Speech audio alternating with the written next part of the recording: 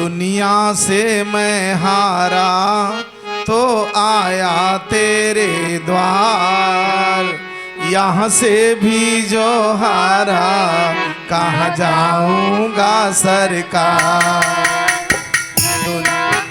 मैं हारा तो आया तेरे द्वार, यहाँ से भी जो हारा कहाँ जाऊंगा सरकार।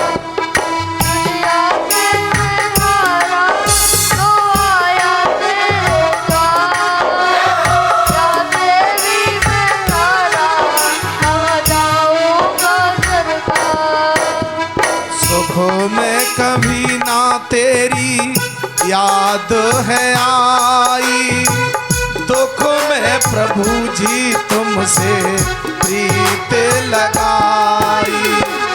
सुखों में कभी ना तेरी याद है आई, दुख में प्रभु जी तुमसे प्रीत लगाई। सारा दोष है मेरा मैं करता हूँ स्वीकार, यहाँ से भी जो हारा कहाँ जाऊंगा सरकार।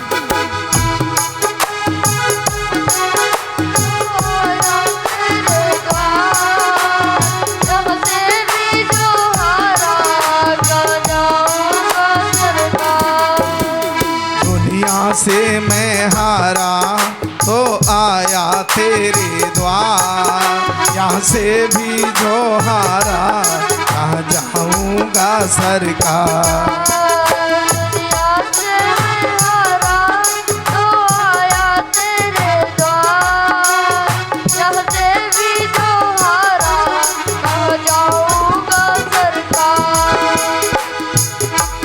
मेरा तो क्या है मैं तो पहले से हारा, तुझसे ही पूछेगा संसार सारा। पहले से हारा तुझसे ही पूछेगा संसार सारा। डूब गई क्यों नैया तेरे रहते खेवनहार, यहाँ से भी जो हारा कहाँ जाऊंगा सरकार।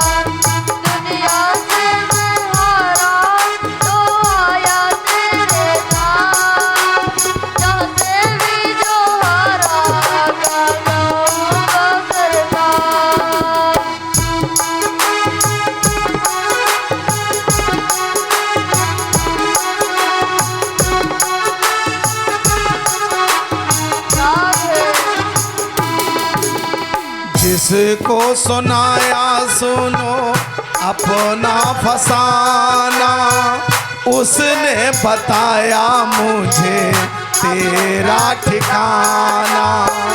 जिसको सुनाया सुनो अपना फसाना, उसने बताया मुझे तेरा ठिकाना।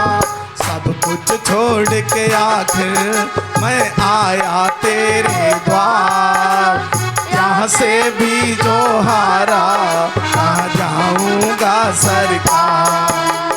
दुनिया से मैं हारा तो आया तेरे द्वार, यहाँ से भी जो हारा कहाँ जाऊंगा सरकार। दुनिया से मैं हारा तो आया तेरे द्वार, यहाँ से भी जो हारा कहाँ जाऊंगा सरकार। भद्र श्रोतागण, परम पिता परमात्मा के चरणों में अपने को समर्पित करते हुए हमारी इस कथा के मुख्य श्रोता के रूप में विराजमान श्रद्धेय राजेश सिंह जी धर्मपत्नी सहित विराजमान व हमारे वकील साहब अवधेश सिंह जी व हमारे मंदिर के पुजारी अगरपाल सिंह जी व मरौरी से पधारे हमारे वीरपाल सिंह जी व भद्र श्रोतागण, दूर दराज से पधारे हुए धर्म प्रेमी सज्जनों, आदर के योग बुजुर्गों, प्यार करने योग्य बच्चों, सीता अनुसुईया पाला गार्गी दमयंती किरणमयी पद्मावती के समान इस सुमात्र भूमि पर पलने योग्य वंदनीय मात्र शक्ति, बड़े परम सौभाग्य की बात। और भाई हमारी तो आदत बन गई है, तो हम तो कहते हैं कि सौभाग्य नहीं बल्कि हजार भाग्य हैं, और हजार भाग्य नहीं बल्कि लाख भाग्य हैं जो आप लोग यहाँ सायंकालीन बेला में और निद्रा रानी को त्याग करके कथा पांडाल में विराजमान हैं। और बहुत अच्छी उपस्थिति है आप लोगों की, माताओं बहनों की तो संख्या बहुत ज़्यादा है। हाँ, क्योंकि मरौरी से जब लोग आते हैं तो ऐसा लगता है आंधी सी आती है। हाँ, एकदम पांडाल फुल, देर लगती नहीं, क्योंकि एक ट्रैक्टर आता नहीं है, काफ़ी भीड़ आती है। और इधर जो सामने जो माताएं बहनें बैठी हैं, निवेदन करेंगे थोड़ी जगह बनाए रखना, नहीं बाद में कोई दिक्कत नहीं आनी चाहिए। जगह वैसे अब अंदर भी जगह नहीं है, चलो ठीक है। हाँ, बोले सच्चिदानंद भगवान की। अभी अभी साध्वी सत्यप्रिया के द्वारा बड़ी सुंदर कथा श्रवण कर रहे थे, जिसमें भगवान कन्हैया ने काली नांग को नाथा काली दह पर। आप लोग समझ रहे होंगे काली नांग के कितने फन थे, बता। कुछ लोग कहते हैं हाँ 1000 फन थे, कुछ कहते हैं 101 फन थे। जितने भी हों, मतलब एक से गिनती ज्यादा थी है। तो वैसे हमने 1000 फन वाला तो सर्प देखा नहीं, 100 वाला भी नहीं देखा है अभी। अब हो तो हो सकता है, लेकिन वास्तविक ये जो मन है हमारा, ये 1000 फन वाला जहरीला सर्प है, और इसी के कारण हम कष्ट भोगते हैं संसार में। ये मन बहुत जहरीला है। अगर हमें अच्छी संगति मिल जाए तो ये हमारा सम्मान कराए, और गलत संगति मिल जाए तो ये जूते भी डलवाता है। बोलो डलवाता है कि नहीं? वैसे बात बड़ी कठिन है, आप लोगों की समझ से बाहर है। अगर समझ सकें तो समझें। मन चेतन नहीं है, मन जड़ है, ये कहीं नहीं जा सकता। मन जड़ है, चेतन तो हमें, जीवात्मा चेतन है, शरीर के साथ वो कहीं जा सकता है, लेकिन मन जड़ है। मन हमारी गति से चलता है। हम मन को जहां ले जाएंगे ये वहीं जाएगा, अपने आप कहीं नहीं जा सकता। इसलिए मन को हमें कंट्रोल करना चाहिए। आगे मैं एक बात बताना चाहूंगा। ये आपने कथा सुनी काली दह की, आगे आपने कथा सुनी माखन चोरी की। भगवान कन्हैया ने माखन को चुराया। अच्छा, कितने लोग हैं जिन्हें मालूम है कि भगवान कन्हैया ने मक्खन चुराई? अगर चुराई हो तो जरा हाथ ऊंचा करो। दो बच्चे ही हैं, समझदार कोई नहीं। कोई बात नहीं, तुम्हारी कोई बात नहीं। याद रखना, आप लोगों ने हाथ इसीलिए नहीं उठाया कि भगवान कन्हैया ने मक्खन नहीं चुराई। चुराई होती तो आप उठा लेते। बिल्कुल आपका उत्तर सही है। भगवान कन्हैया ने कभी माखन की चोरी नहीं की। अभी आपने झांकी देखी होगी, तो उन्होंने पूछा ये गोपियां कहाँ जा रही हैं? कहा ये गोपियां जा रही हैं मथुरा मक्खन लेकर के। भगवान कन्हैया ने कहा गौएं चराएं हम और मक्खन खाएं मथुरा वाले? बताओ ऐसा कैसे हो सकता है? ये हम मक्खन बिकने नहीं देंगे, इस पर रोक लगाएंगे। तो जो गोपियां मथुरा मक्खन लेकर जाती थी, भगवान कन्हैया ग्वाल वाल उनका मक्खन रास्ते में लूट लेते और कहते जाओ, मथुरा नहीं जाने देंगे, क्योंकि मथुरा में कंस है, उसके सैनिक अताताई। भले ही वो तुम्हारा मक्खन मोल लेते हो, लेकिन खाएंगे तो वो, पहलवान तो वो बनेंगे। हम उनसे कैसे युद्ध करेंगे? ये आतंक हम कैसे खत्म करेंगे जब हम कमजोर होंगे? कहा हम लोग मक्खन खाएंगे और मक्खन बिकने नहीं देंगे। याद रखना, आप लोग सुन लीजिए बड़ी गौर से इस बात को। घी से कई गुना मक्खन में ताकत अधिक होता है। अगर ताजी मक्खन किसी बच्चे को खिला दिया जाए, फिर उसकी ताकत देख लो। और ब्रह्मचर्य पालन करने में तो 1 नंबर है मक्खन। भगवान कन्हैया ने घी नहीं खाया। बोलो घी की कहीं चर्चा आती है? नहीं आती है, मक्खन की आती है। ताजी मक्खन जिसे खाने को मिल जाए, क्या कहने। और भगवान कन्हैया ने कभी पात्र में दूध भी नहीं पिया। जब तक छोटे रहे तो बर्तन में दूध नहीं। सुबह को जाकर के जब गाय का मां दूध निकालने जाती है तो भगवान कन्हैया सीधे ही गाय का स्तन अपने मुंह में दे लेते हैं और सीधा ही दूध पी रहे। बोलो देखा है, बहुत जगह चित्र में देखा होगा। अच्छा, आज मिलता है आप लोगों को दूध पीने के लिए। याद रखना, भगवान कन्हैया ने मक्खन की चोरी नहीं की और उन्होंने कहा गाय और भैंस का दूध बेचने के लिए नहीं, खाने के लिए होता है। और आप लोग भी, बड़ी सुंदर बात है, कान खोलकर सुन लीजिए। जिस घर में गाय नहीं है, जो गाय नहीं पालेंगे, गाय का घी दूध नहीं खाएंगे, वो खाएंगे गोली। वो क्या खाएंगे? गोली। इलाज करवाओ, गोली खा खा के चलो। और अगर तुमने ली तो नहीं खानी पड़ेगी गोली, दवा नहीं खानी पड़ेगी। अगर आप देसी गाय का पालन करेंगे, गऊओं को पालेंगे। अब पता नहीं क्या बीमारी लग गई है, अगर घर में दूध होता भी है तो बिक जाता है। दूध दो जगह दिखाई दे रहा है, भैंसिया के एन में या दूधिया की। लेकिन भैया एक बात धन्यवाद करेंगे, चाहे हमारे वकील साहब मोल लेते हो या भाई गांव वाले दे रहे हो, दूध पर्याप्त आ रहा है, यहाँ कोई कमी नहीं है। अभी ऊपर कमंडल भरे रखे हैं, 2 फल, कितना भी खाओ पियो, खूब चाय मिल रही लोगों को, खूब प्रसाद मिल रहा है। दूध की तो यहाँ हमने कमी नहीं देखी है। वैसे दूध के दर्शन नहीं होते। हम गुजरात में गए कथा कहने सूरत में, तो जो साथी लोग चाय पीते हैं, हमारी चाय की आदत नहीं। अब साथियों ने सुबह कहा गुरुजी आज चाय नहीं आई, आज चाय नहीं आई। मैंने कहा चाय क्यों नहीं आई? हमने अभी कोई आता है तो पूछेंगे चाय के लिए, फोन क्या करें। हम ऊपर रुके थे, जैसे यहाँ रुके तब तक एक बच्चा आ गया। हमने बेटा क्या आज दूध नहीं था, चाय नहीं बनी? बोला गुरुजी दूधिया ही नहीं आया। हमने दूधिया से क्या लेना देना है, अरे गाय दूध तो भैंस देती है, गाय देती है। बोला नहीं गुरुजी गाय भैंस दूध नहीं देती। मैंने कहा फिर? कहा हमारे यहाँ तो दूधिया दूध देता है। अरे मैंने कहा भले आदमी, दूधिया लाता तो गाय भैंस से ही है। बोला नहीं गुरुजी हमारे यहाँ तो दूधिया ही दूध देता है। अब बताइए वो बालक क्यों कह रहा है? बालक ने गाय भैंस को देखा ही नहीं है, उसने तो यही देखा है कि दूधिया दूध दे रहा है। अरे दूधिया तो ला रहा है, दूधिया दूध थोड़ी देता है, दूध तो गाय भैंस देती है। यानी वहां गाय भैंस का पालन ही नहीं है। याद रखना, तो हम गऊओं का पालन करें जिससे हम बलिष्ठ बने। भगवान कृष्ण ने इसीलिए रोक लगाई कि मक्खन नहीं बिकने देंगे, और ताजी मक्खन खाते हैं। लेकिन हमारे देश का दुर्भाग्य है, आप लोग सुन लो, जितना इलाज में पैसा लगता है वो पैसा बंद हो जाएगा अगर आप गाय को पाल लें। एक गाय पाल लो, और एक गाय बड़ी आसान है। तुम्हारे घर में साग सब्जी और तमाम कचरा होता है तो वो उसे खाती रहेगी, थोड़ा भूसा भी खाती रहेगी, काम चल जाएगा। गऊओं का पालन अवश्य करें। लेकिन हम दोष किसे देते हैं? सरकार को। आज की जनता दोष किसे दे रही है? देख लो, हम देखते हैं, कथा कहने जाते हैं, रोड पे कहीं घूम रहे, कहीं सांड आ गया, कहीं गाय आ गई, बैल आ गया, तो लोग क्या कहते? देख लो योगी मोदी घूम रहे हैं। अच्छा बोलो योगी मोदी घूम रहे हैं? ये तो हम ही घूम रहे हैं। अच्छा गाय किसने छोड़ी है? हमने। दूध दिया तक दूध पिया और दूध बंद, जाओ चरो जाके। हैं आहा कितनी महान गाय है, जब तक तुमने दूध पिया, दूध पिलाया, और जब दूध बंद हो गया तो तुमने डंडा मार दिया तो भी जा रही है, और चरने के बाद भी शाम को तुम्हारे ही घर आ रही है। बोलो आती है कि नहीं?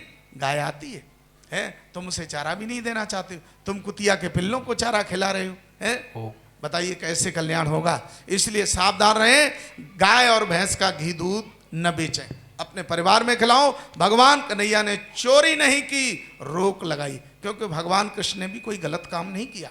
आज हम उन्हें पता नहीं क्या से क्या बता रहे हैं, कोई चोर बता रहा है। और यहां तक भगवान कृष्ण को तो ऐसा कह दिया कि उन्होंने गोपियों के चीर चुराए। गोपियां यमुना में स्नान करने जाती हैं, कात्यायनी देवी की पूजा करती हैं, और जब वो पूजा करने गई तो बताते हैं गोपियां जल में नग्न स्नान करती थी, और वो सुबह ही ब्रह्म मुहूर्त में जल में नग्न प्रवेश कर गई, कपड़े ऊपर रख दिए। बात तो सत्य है। उधर से भगवान कृष्ण आए और गोपियां देखी जल में नहा रही, उन्होंने सारे कपड़े उठाए और लेकर चल दिए। एक गोपी ने देखा, अरे रे रे वो कन्हैया तो कपड़े लिए जा रहा है। गोपियों ने कहा कन्हैया ठहरो, ये क्या कर रहे हो? मेरे वस्त्र दे दो। ये कहां लिए जा रहे हो? हम बाहर कैसे निकलेंगे? तो लोगों ने तो बड़ा उस पर बहुत टीका टिप्पणी की, लेकिन ये सब गलत है। हाँ भगवान कृष्ण ने मुड़ करके गोपियों से कहा कपड़े हम नहीं देंगे। बोले क्यों नहीं दोगे?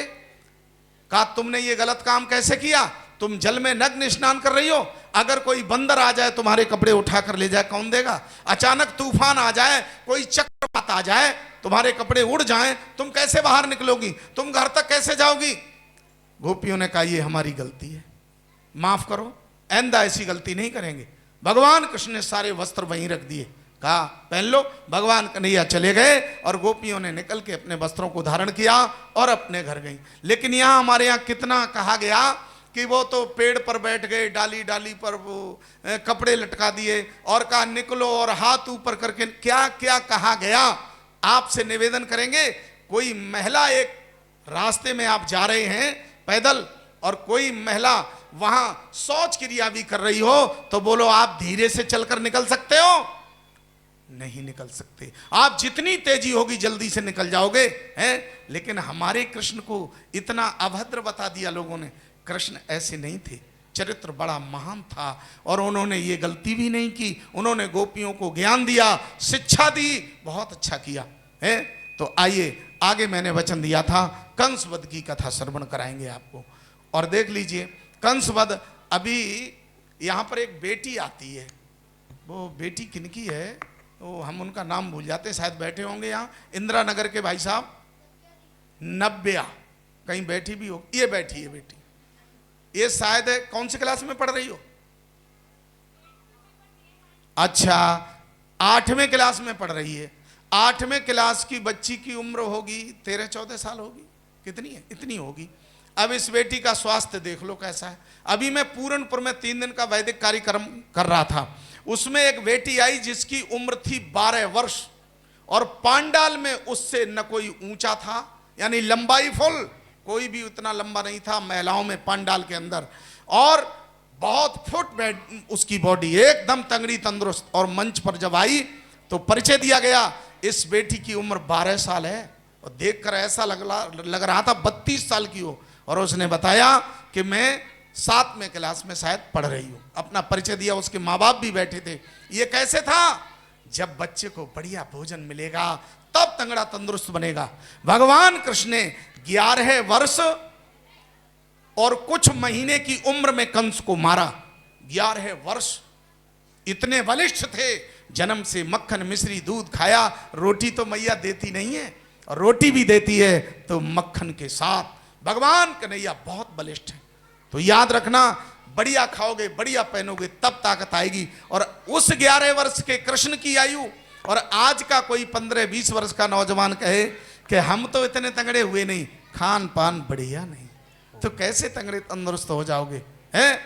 आइए चलते हैं वहीं पर।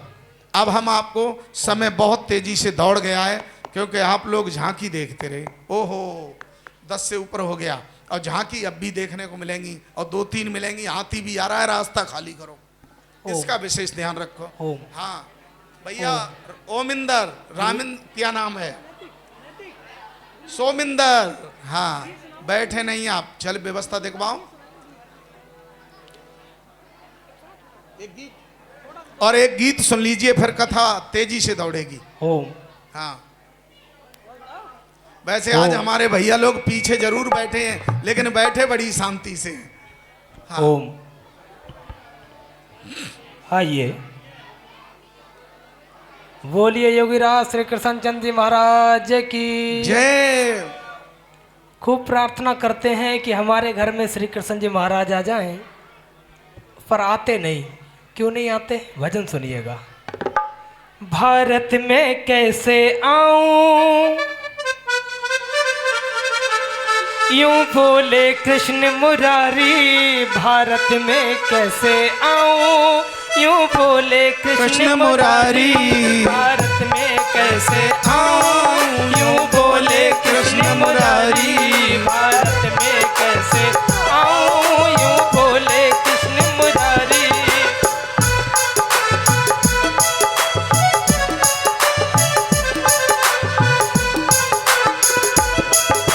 मुझे चाहिए माखन मिश्री दूध दही का खाना।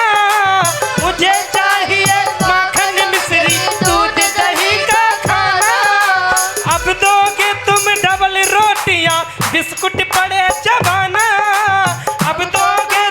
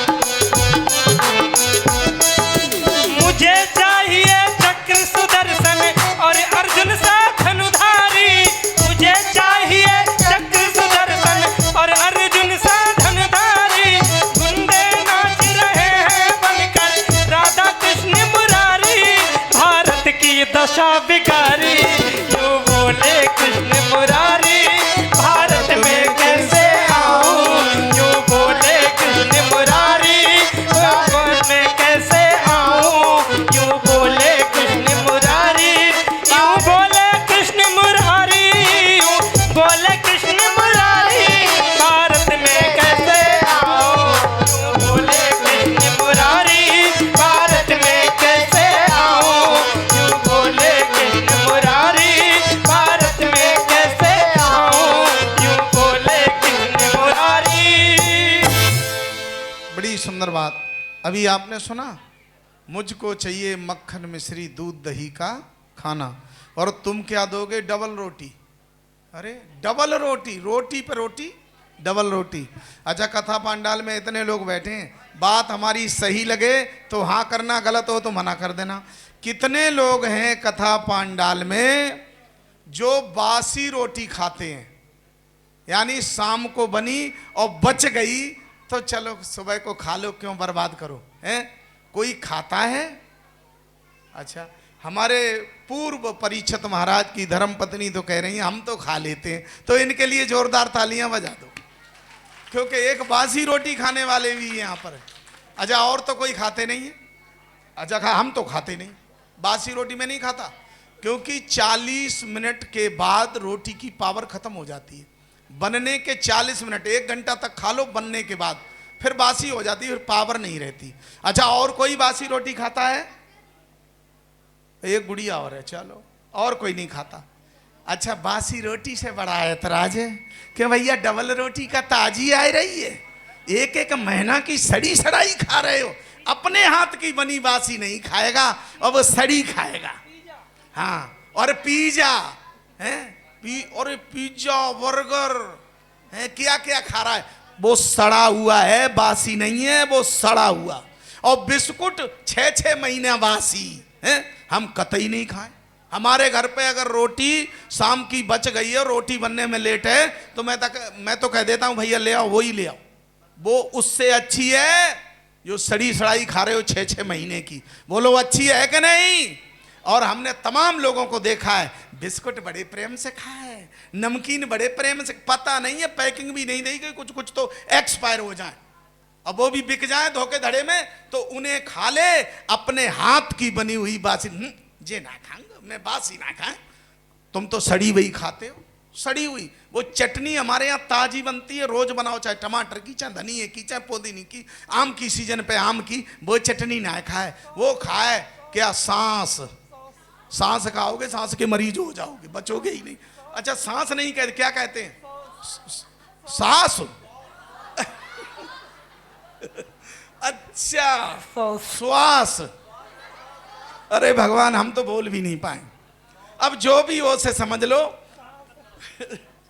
तो वो सड़ी हुई खा रहा है, हम यही तो समझाने आए, अपने रास्ते पर आ जाओ। 24 घंटे की रोटी बासी नहीं है, खा ले प्यारे, डायबिटीज ठीक हो जाएगी। हाँ, बासी रोटी खाने वाले को डायबिटीज नहीं होता, कान खोल लीजिए, शुगर ठीक कर देगा। और सड़ा बिस्कुट खा के देखो, तुरंत शुगर बढ़ेगा, नाप लेना। इसलिए सावधान हो जाओ, अपनी जगह पर आ जाओ। बासी रोटी से कोई ऐतराज मत करो, वो डबल मत मंगाओ, तुम्हारी सिंगल ही अच्छी है, वही उससे अच्छी है। वो पता नहीं कैसे बनाई गई है, कैसे वो आटा गूंदा गया है, उसकी दुर्दशा की गई है, उसे मत खाइए, बहुत अच्छे रहोगे। बोलिए गोविंद भगवान की। हाँ जी, आगे बड़ी सुंदर कथा।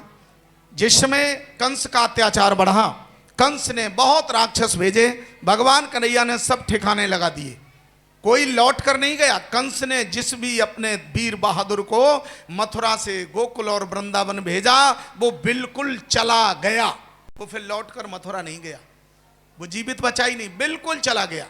अब कंस बड़ा घबरा रहा है, अब क्या करें। इधर देवताओं ने विचार किया कि इस दुष्ट को मारने में तो बहुत समय लग रहा है, अरे इससे कोई जल्दी पाप करवाओ, और जितनी जल्दी पाप करेगा उतनी जल्दी मर जाएगा।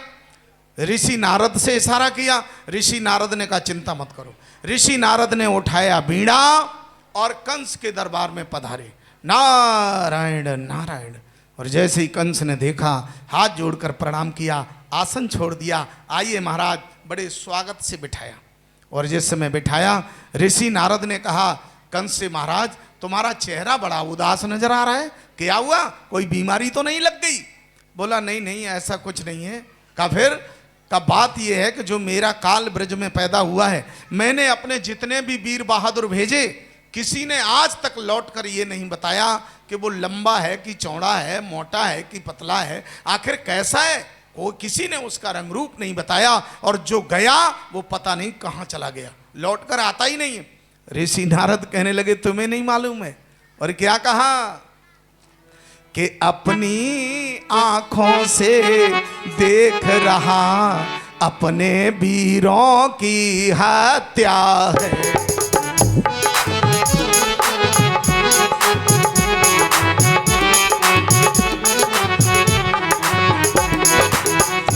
आंखों से देख रहा अपने वीरों की हत्या है, पर तुझे अभी तक ज्ञात नहीं इस विपदा का कारण क्या है।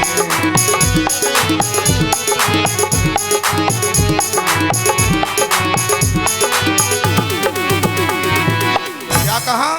ऋषि नारद ने कहा अपने वीरों की अपनी आंखों से हत्या देख रहा है, तुझे पता ही नहीं इसका क्या कारण है?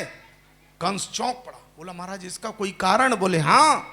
कहा क्या कारण है? कि तुझे नहीं मालूम, जब देवकी ने 8वें बालक को जन्म दिया, रातों रात वसुदेव ने बड़ी होशियारी करके और उस बालक को गोकुल पहुंचा दिया था बाबा नंद के यहाँ, और वहां से कन्या लाकर तुझे दे दी, वो भी तूने मारना चाहिए, वो तेरे हाथ से छूट गई।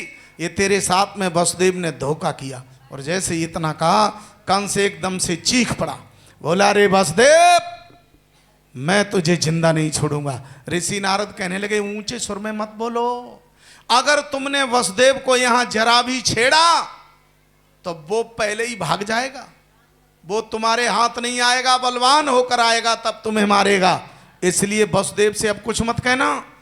बोला फिर क्या करें?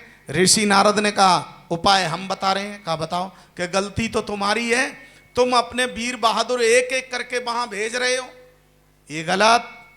तुम किसी प्रकार उसे यहां बुलाओ, तुम एक भेजते हो वो मार देता है आसानी से, तुम किसी प्रकार उसे यहां बुलाओ, और जब वो यहां आए सारे वीर बहादुर एकदम से टूट पड़ो और मार डालो।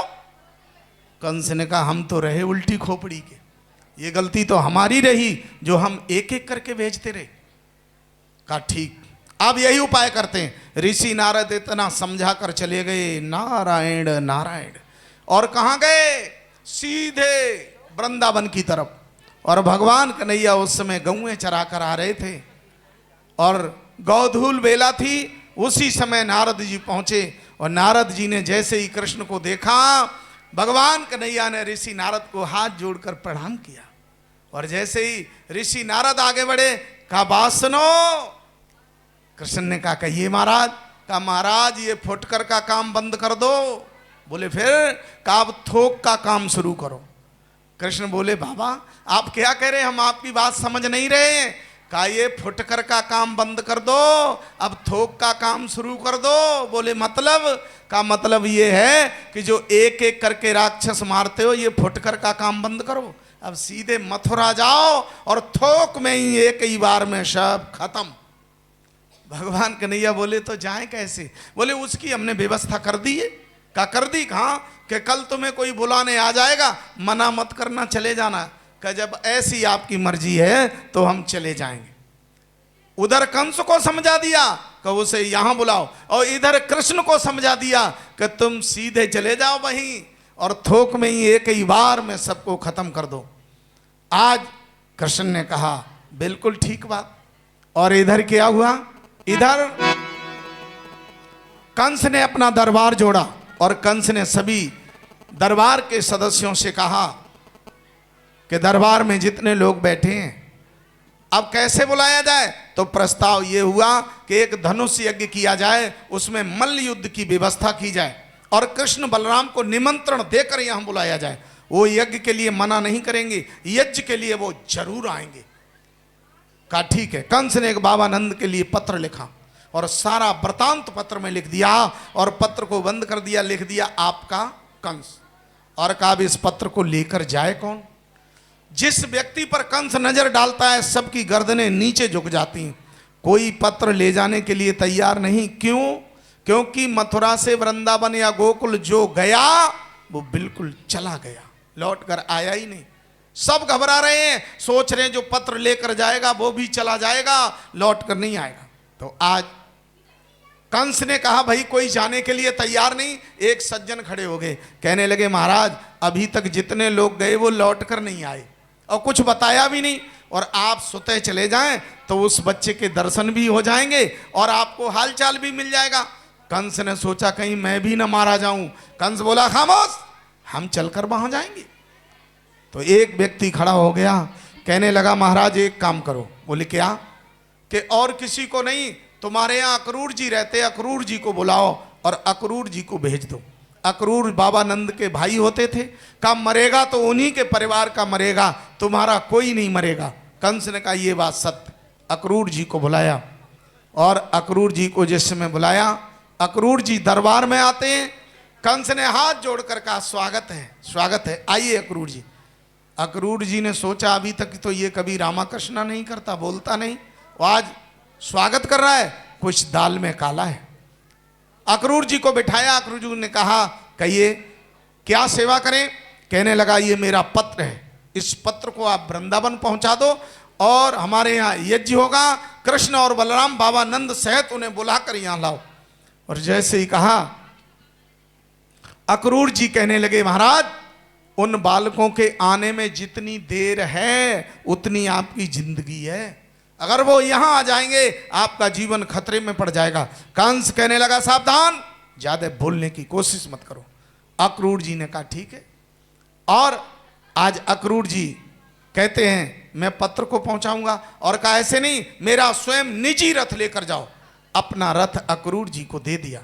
अक्रूर जी रथ को लाते हैं, शाम को घर पर ठहर जाते हैं।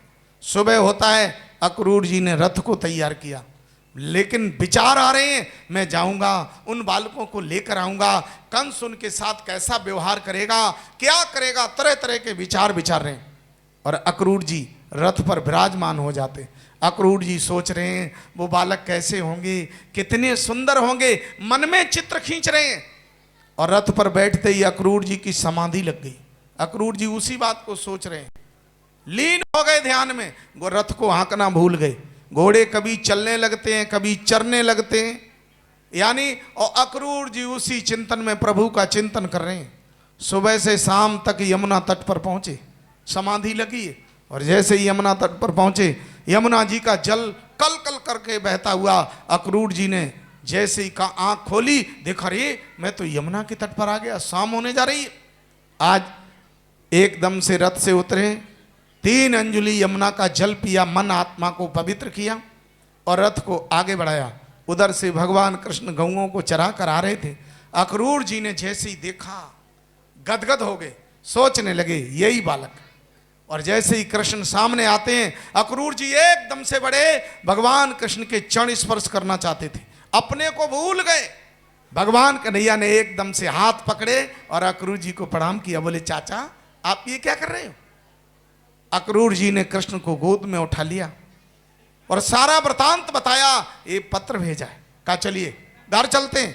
अक्रूर जी को लेकर के घर पर पहुंचे और जैसे ही बाबा नंद ने देखा, भाई भाई का अगाध प्रेम होता है, बाबा नंद एकदम से दौड़ पड़े, भैया भैया कहकर के गले से लगा लिया। कहने लगे बड़े दिन के बाद आपने दर्शन दिया, आप काफी दिन के बाद आए हो। अक्रूर जी कहने लगे भैया मैं तो अब भी वहां आने वाला नहीं था। और क्या बोले?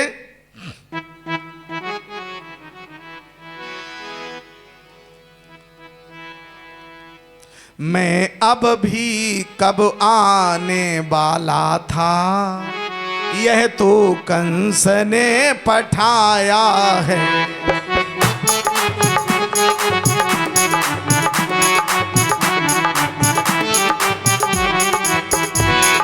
मैं अब भी कहाँ आने वाला था, यह तो कंस ने पठाया है। शुभ चतुर्दशी को मथुरा में शिव पूजन को ठहराया है।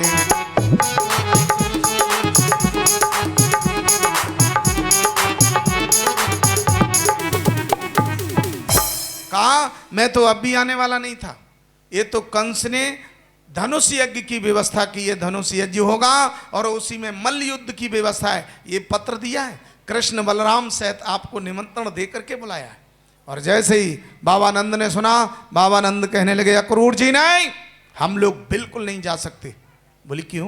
कहा तुम्हें नहीं मालूम है। और क्या बोले कि घर बैठे ही उस पापी ने और इतना उत्पात मचाया है, ईश्वर जाने अब उत्सव में कौन सा जाल फैलाया।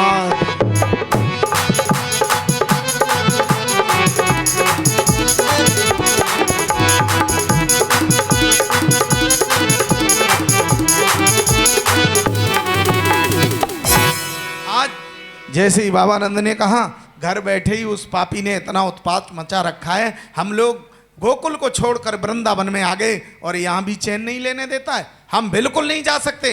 भगवान कन्हैया ने कहने लगे बाबा आप कैसी बात करते हो, अगर उसने पत्र देकर भेजा है तो किसी का निमंत्रण ठुकराना नहीं चाहिए, हमको चलना चाहिए। बाबानंद बोले हम बिल्कुल नहीं जाएंगे, तुम नहीं जानते उसके बारे में, वो बहुत धोखेबाज है, कोई भी धोखा कर सकता है। भगवान कन्हैया बोले बाबा चाचा आए और आपने न उठाया न बिठाया न जलपान, झगड़ा शुरू कर दिया। करे रे चलो चलो चलो चलो चलो, एकदम से लेकर के पहुंचे, बड़े प्रेम से बिठाया, जलपान कराया और मैया यशोदा को बताया। कहा अक्रूर जी आए हुए हैं, भोजन की व्यवस्था जल्दी की जाए। यशोदा ने कहा ठीक है। यशोदा ने बड़े प्रेम से भोजन तैयार किया और इधर बाबानंद व्यवस्था जुटा रहे हैं, बढ़िया व्यवस्था कर रहे हैं भोजन आदि की। और इधर अक्रूर जी विश्राम कक्ष में लेटे हुए थे। उसी समय भगवान कन्हैया को मौका मिला और भगवान कन्हैया अक्रूर जी के पास जाकर बैठ गए और धीरे से उनके चरण दबाने लगे। और जैसे ही चरण दबाए अक्रूर जी एकदम से उठकर बैठ गए।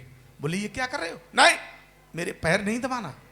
भगवान कन्हैया बोले चाचा आप थकित हो गए, हमारा दायित्व बनता है हम आपकी सेवा करें। और जिस समय इतना कहा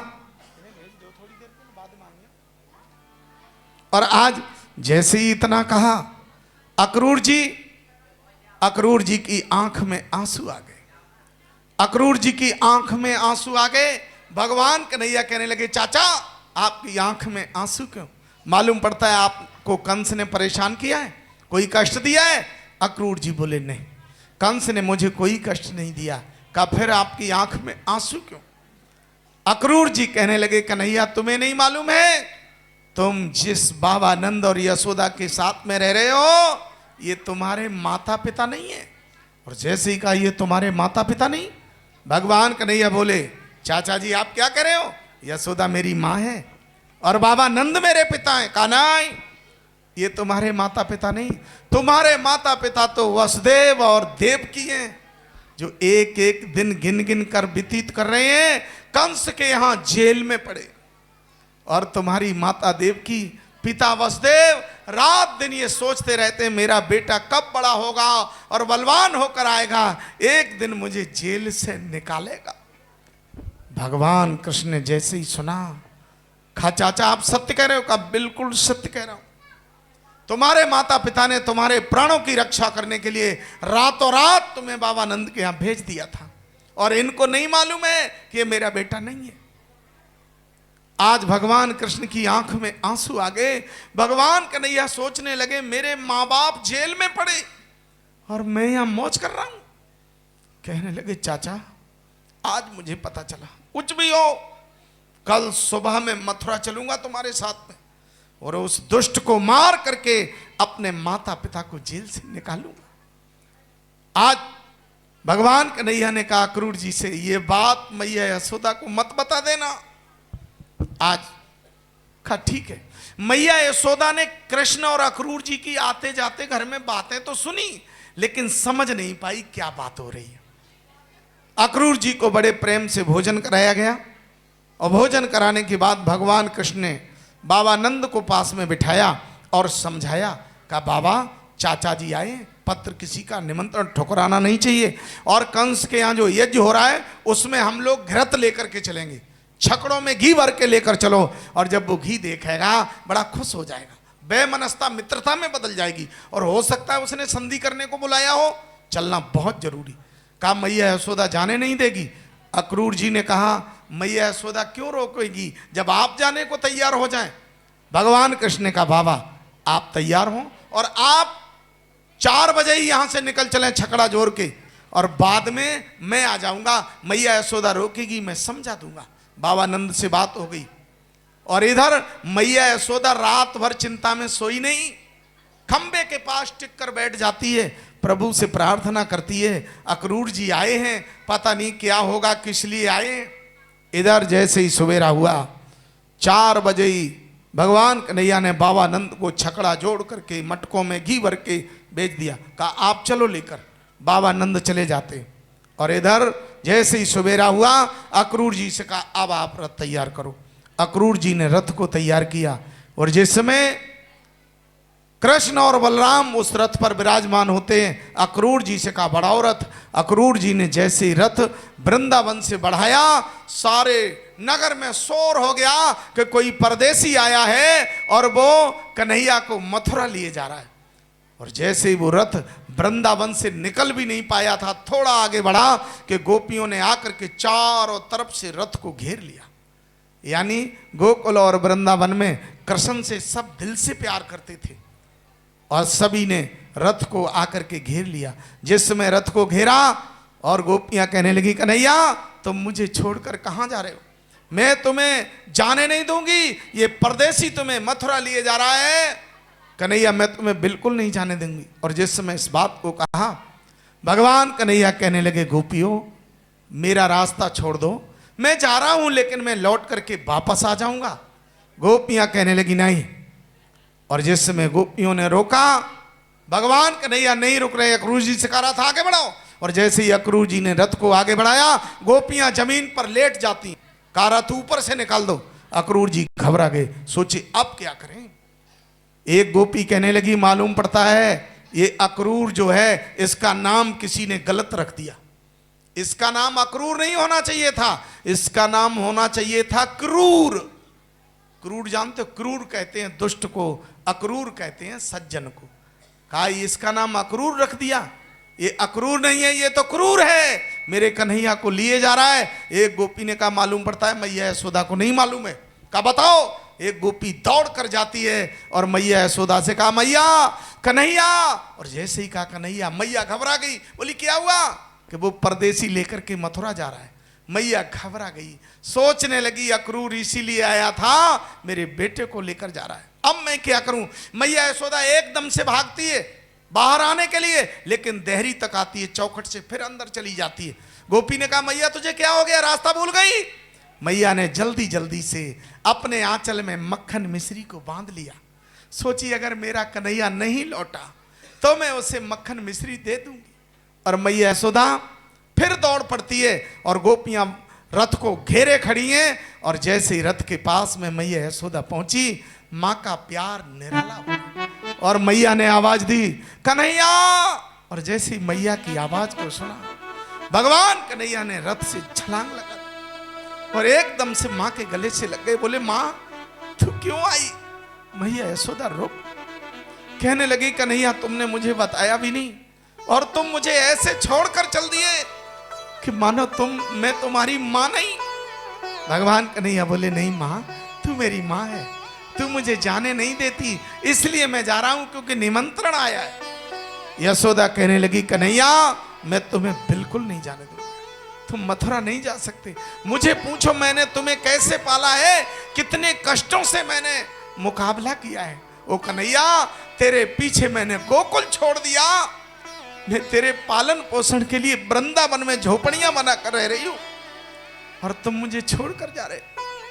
याद रखना ये तुम्हारे साथ भी होता है, तुम्हारे माता पिता तुम्हारे लिए कितना कष्ट सहन करते हैं, घर से बेघर हो जाते हैं, परदेश नौकरी करने को जाते हैं तुम्हारे पालन पोषण के लिए। क्या तुम बड़े होकर उन माँ बाप की चिंता करते हो? नहीं करते, नहीं करते। यशोदा कहने लगी कन्हैया मैं तुम्हें जाने नहीं दूंगी। भगवान कन्हैया कहने लगे मैया तू घबरा मत, मैं परसों लौट करके आ जाऊंगा। गोपियां कहने लगी तुम परसों आ जाओगे? कहा। मैया यशोदा कहने लगी कन्हैया मैं मान नहीं सकता। मैया यशोदा ने कहा कन्हैया मेरी समझ में आ गया, तुम क्यों जा रहे हो? बोली क्यों जा रहे हैं? कहा मैं समझ गई, तुम्हें अक्रूर जी ने बता दिया कि यशोदा तुम्हारी माँ नहीं है, बाबा नंद तुम्हारे पिता नहीं है, और उन्होंने तुम्हें जरूर बताया होगा कि तुम्हारे माता पिता वसुदेव और देवकी है, इसीलिए तुम बिना कहे मुझे छोड़ करके चल दिए। जैसे ही वसुदेव और देवकी का नाम लिया, भगवान कन्हैया की आंख में आंसू आ गए।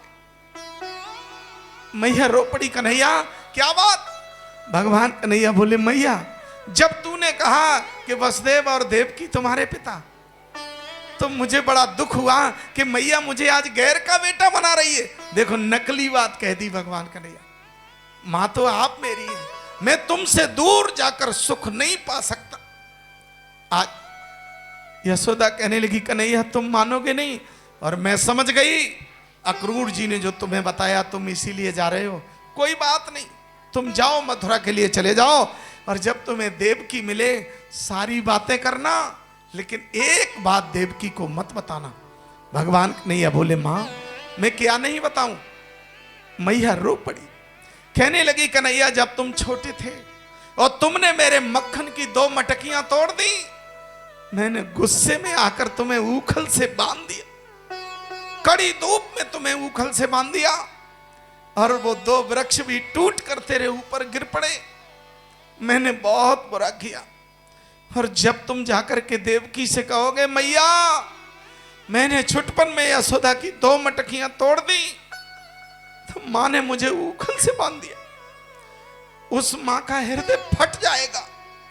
सोचेगी अगर आज यशोदा का बेटा होता तो 4 मटकियां तोड़ देता, बांधती नहीं। मेरे बेटे से 2 मटकियां टूट गई, तो मेरे बेटे को ऊखल से बांध दिया, उस देवकी का हृदय फट जाएगा। तुम इस बात को मत बताना। भगवान कन्हैया बोले मैया मुझे तो मालूम भी नहीं कब मैंने मटकियां तोड़ी, कब तूने मुझे बांधा, मां तू मुझे जाने दे। मैया यशोदा कहने लगी कन्हैया जाते हो जाओ, कब आओगे? का परसों आ जाऊंगा। मैया यशोदा ने अपने आंचल से मक्खन मिश्री को निकाला, कहा कन्हैया मथुरा में तुम्हें मक्खन मिश्री कौन खिलाएगा? लो, जब तुम्हें मक्खन मिश्री की याद आए तो ये खा लेना। और जैसे ही कन्हैया ने मक्खन मिश्री को देखा, भगवान कन्हैया रो पड़े, कहने लगे मां तू वास्तविक मां है, तुझे मेरे मक्खन मिश्री की याद बनी रही। विचार करो मां के अंदर कितनी ममता होती है। कोई गोपी भगवान कन्हैया को मक्खन मिश्री लेकर नहीं आई, वो मां आई है। और तुम्हारा पालन पोषण मां कैसे करती है तुम्हें नहीं मालूम है, कितनी मुसीबत में तुम्हारा जीवन पालती है। लेकिन ऐसी मां को हम बुला देते हैं, मां की सेवा नहीं करते। मैं एक बात जल्दी में बता दूं, कभी ने एक गीत लिखा है, ये दुनिया के लोगों कान खोल कर सुन लो। और क्या लिखा?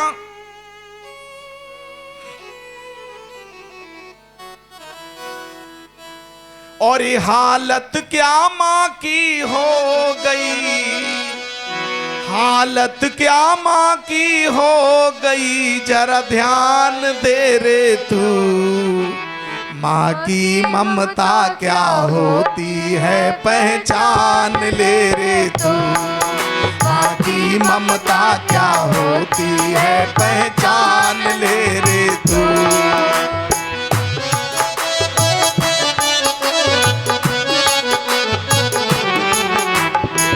ममता क्या होती है पहचान ले रे तू, मां की ममता क्या होती है पहचान ले रे तू।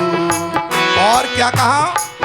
परदेश को जब तू जाए मां रोती हुई रह जाए, परदेश को जब तू जाए मां रोती हुई रह जाए, कोई फिक्र न करना बेटा ये कह कहती हुई रह जाए, कोई फिक्र न करना बेटा, ये कहती हुई रह जाए। वो बुरा नहीं कहती है, वो बुरा नहीं कहती है, माँ की जान है रे तू। माँ की ममता क्या होती है पहचान ले रे तू, माँ की ममता क्या होती है पहचान ले रे तू।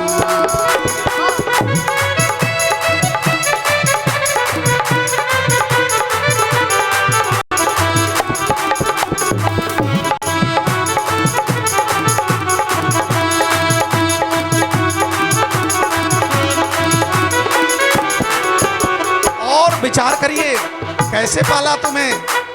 वो खुद गीले में सोई, सूखे में तुझे सुलाया।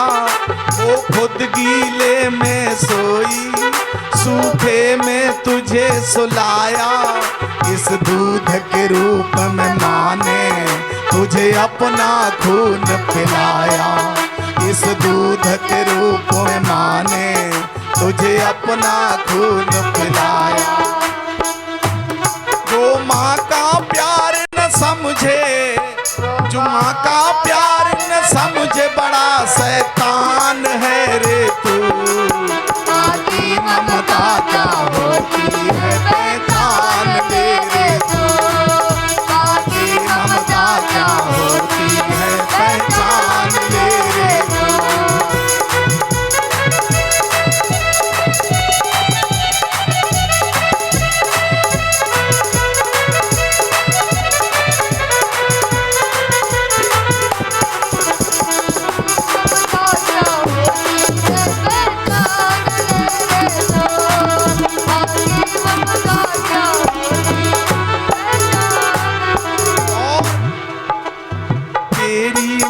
तेरी खातिर गैरों से लड़ जाती है। तेरी माँ तेरी खातिर गैरों से लड़ जाती है। जरा उनके दिल से पूछो जिनकी माँ मर जाती है। जरा उनके दिल से पूछो जिनकी माँ मर जाती है। जिसे माँ का प्यार मिला है, जिसे माँ का प्यार मिला है, बड़ा धनवान है रे तू। माँ की ममता क्या होती है पहचान ले रे तू। माँ की ममता क्या होती है पहचान ले रे तू।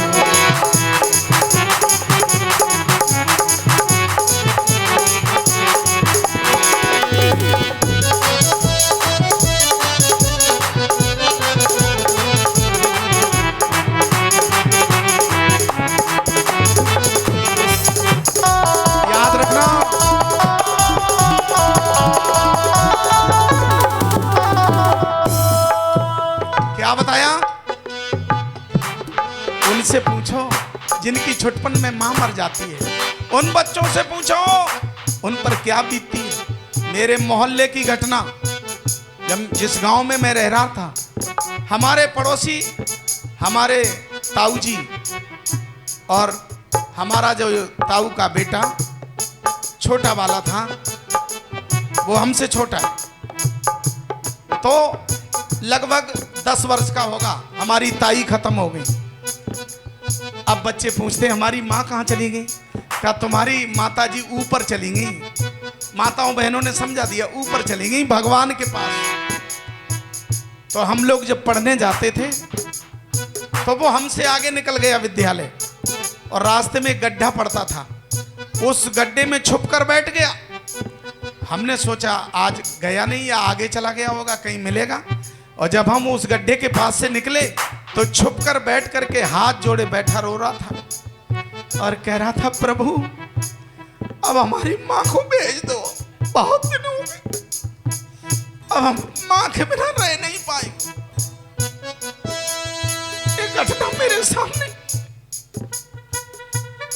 मैंने देखा तो मैं भी रो पड़ा और मैंने उसकी बाह पकड़ी। मैंने कहा चल, उन्हें पूछो जिनकी मां मर जाती है।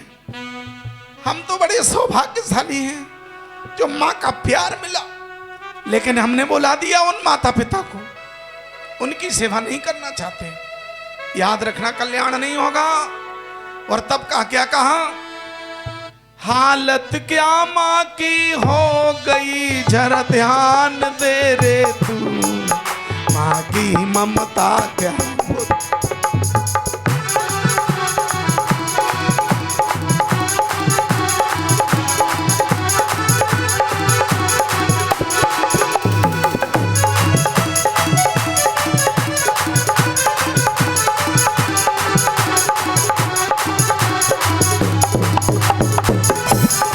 क्या कहा, बेटा हो श्रवण के जैसा माँ बाप का साथ निभाया, कंधों पर अपने रख कर उन सब तीरथ करवाया, कंधों पर अपने रख कर उन सब तीरथ करवाया। ऐसे ही लायक बेटों से जरा ज्ञान ले रे तू, मां की ममता क्या होती है पहचान ले रे तू, मां की ममता क्या होती है पहचान ले रे तू।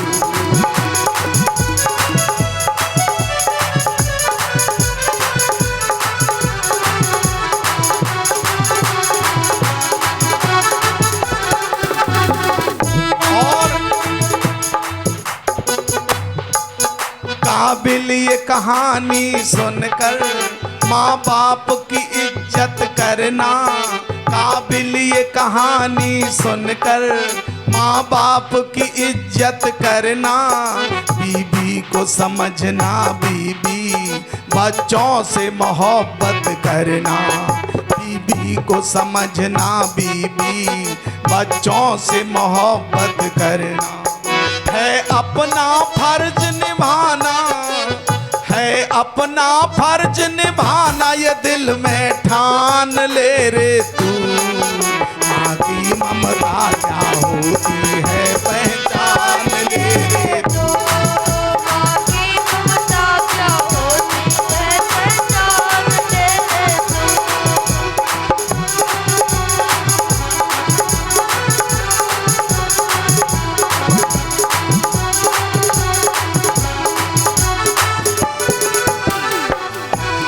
हालत क्या माँ की हो गई जरा ध्यान दे रे तू, माँ की ममता क्या होती है पहचान ले रे तू, माँ की ममता क्या होती है पहचान ले रे तू।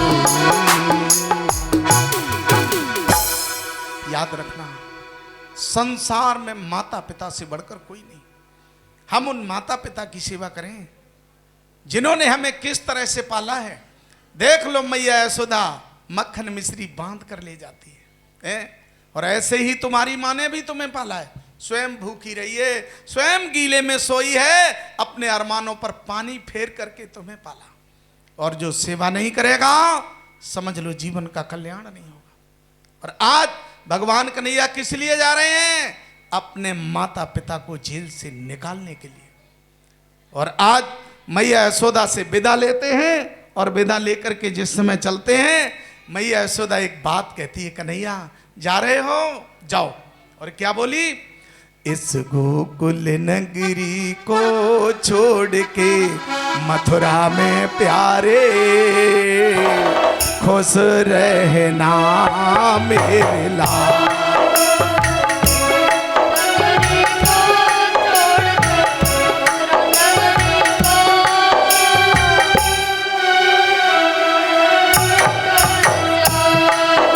इस गोकुल नगरी को छोड़ के मथुरा में प्यारे खुश रहना मेरे लाल।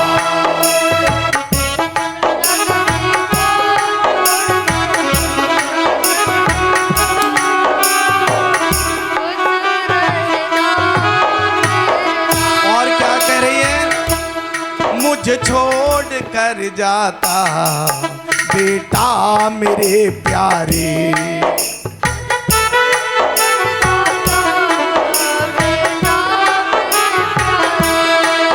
तुम लाल हो मेरे आँखों के हो तारे।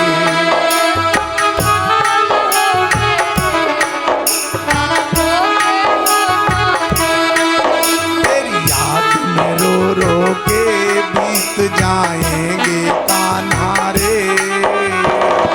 जीवन के दिन छा तेरी याद में रो रो के बीत जाएंगे कान्हा रे। जीवन के दिन छा इस गोकुल नगरी को छोड़ के मथुरा में प्यारे। खुश रहना मेरे लाल, खुश रहना मेरे लाल। भैया यशोदा ने कहा जाओ परमात्मा तुम्हारी रक्षा करे, मैंने तुम्हें दिया ही क्या। सुबह से शाम तक अपनी गऊएं चरवाई और टूटी फूटी जैसी रोटी मिली मक्खन के साथ दे दी। जाओ प्रभु तुम्हारी रक्षा करे। और आज भगवान कन्हैया मैया यशोदा से विदा लेकर के चलते हैं और गोपियां टकटकी लगाकर देख रही हैं, मैया यशोदा देख रही है। भगवान कन्हैया ने पीछे मुड़कर देखा नहीं, क्योंकि वो दृश्य देखा नहीं जा रहा था। गोकुलवासी इतने परेशान हैं और आज भगवान कन्हैया चले जाते हैं मथुरा के नजदीक। बाबा नंद अपने रथ को रोके हुए थे और वहीं जाकर बाबा नंद से मिले। अक्रूर जी ने जाकर के कंस को सूचना दी, कहा वो कृष्ण और बलराम आ चुके हैं, नगर के नजदीक ठहरे हुए। कंस अपना बहुत बड़ा दरबार जोड़ता है और इधर बाबा नंद से भगवान कृष्ण ने कहा बाबा मथुरा बड़ी सुंदर दिखाई दे रही है, अगर आपकी आज्ञा मिल जाए तो मैं जाकर के मथुरा को पास से देख लूं। बताते हैं जननी जन्म भूमि स्वर्ग से बढ़कर होती है। और आज जैसे ही कहा बाबा नंद कहने लगे कन्हैया ये वृंदावन नहीं है, ये मथुरा है, कंस का शासन बहुत जटिल है। भगवान कन्हैया बोले बाबा हमारा किसी से कोई दंगा नहीं होगा, बलराम को साथ में लेकर जाएंगे। ज्यादा अनुनय विनय की तो कहा चले जाओ, किसी से झगड़ा मत कर देना। कहा ठीक है। आज कृष्ण और बलराम मथुरा की शोभा देखने के लिए जा रहे हैं और जिस समय भगवान कन्हैया मथुरा की शोभा देखने के लिए जा रहे हैं और इधर क्या हुआ, ब्रजवासियों को पता चला कि कृष्ण और बलराम आज मथुरा में प्रवेश कर रहे हैं, तो मथुरावासी सभी भगवान कन्हैया को देखने के लिए दौड़ पड़ते हैं। और जिस समय देखने के लिए दौड़ते हैं और क्या होता है, भगवान कृष्ण और बलराम जा रहे हैं और जिस समय जाते हैं सामने से एक धोबी आ रहा है जो कंस के यहाँ कपड़े धुलने का कार्य करता था, जो शराब के नशे में चूर आ रहा था झूमता हुआ। भगवान कन्हैया ने देखा। भगवान कन्हैया बोले मामा जी नमस्ते। कहने लगा ग्वालियो जंगलियो, तुम्हें वहां से यहां तक कोई नमस्ते करने वाला नहीं मिला और मैं कैसे तेरा मामा। भगवान कन्हैया ने कहा जब कंस मेरे मामा तो मथुरावासी तो मेरे मामा। कहा नहीं मैं तेरा मामा न तू मेरा भांजा, सामने से हट जा, नहीं तो जो काम कंस को करना है वो मैं अभी कर दूंगा।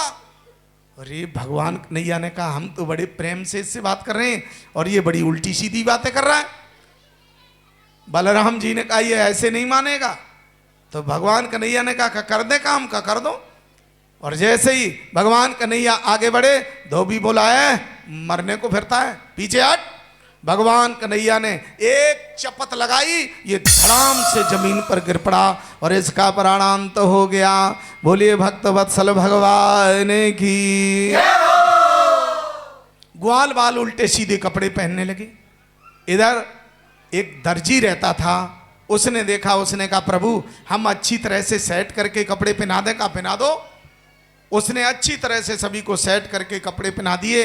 ग्वाल बाल कहने लगे कन्हैया अब हम कोई राजकुमारों से कम तो है नहीं, क्योंकि वो कंस के कपड़े थे। कहा बड़े सुंदर कपड़े मिल गए, अब तो बस एक काम और हो जाए।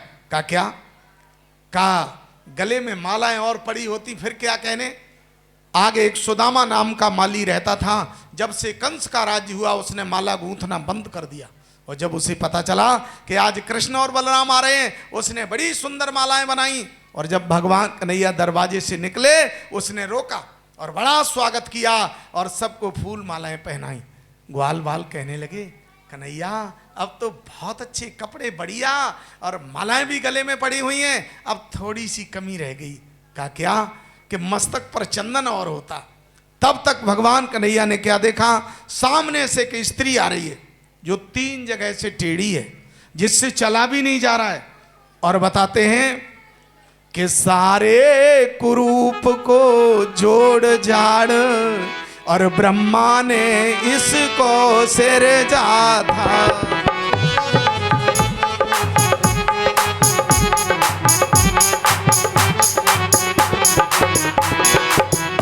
सारे कुरूप को जोड़ जाड़ ब्रह्मा ने इसको सिरजा था। यह 3 जगह से टेढ़ी थी और नाम इसी से कुबिजा था।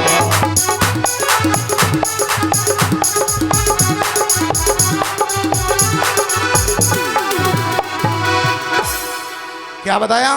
कुबिजा 3 जगह से टेढ़ी है, चला नहीं जा रहा, हाथ में लाठी टेकती हुई जा रही है। और जैसे ही भगवान कन्हैया ने देखा, आवाज दी, अरे सुंदरी,